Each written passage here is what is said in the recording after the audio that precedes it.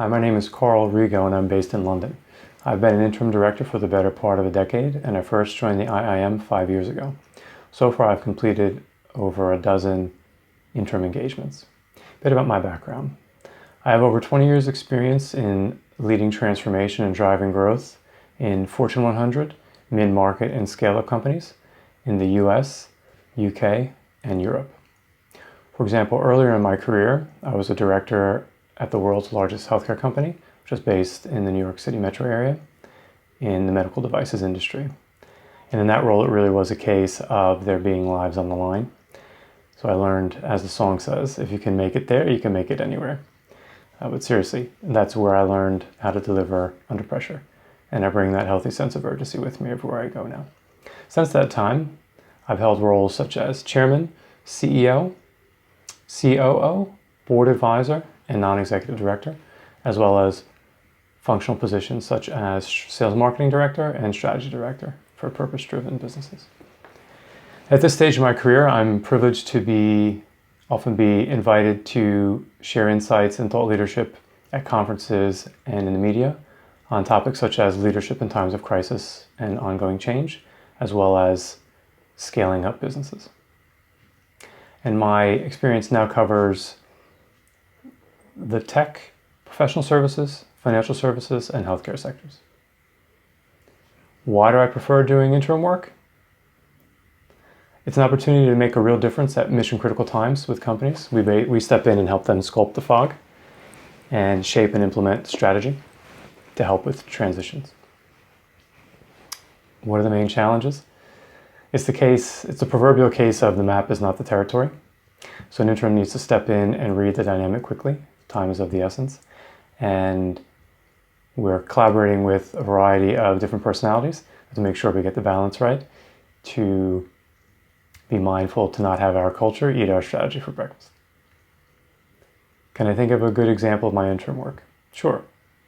I was retained as an interim director of a 350-person consultancy that provided strategic advice to 5350 clients. And the market had moved a bit ahead of this organization, and they were facing a 35% budget shortfall within the next quarter or two, as well as the threat of redundancies, and morale was low. So what did we do? In a case like that, it's a case of driving the cost line down and the opportunity line up. What that looked like in practice was reframing the nature of the conversations that we were having with clients to be less about a straight fee-for-service model and more about a trusted advisor thinking and doing together approach. We then took our best people and put them on our biggest opportunities, identified a number of high-ticket projects that we could focus on, and also developed and rebalanced toward higher margin initiatives. And lastly, we aligned the organization behind that proposition to be able to deliver on that promise. And what were the results? Fortunately, we were able to deliver a surplus.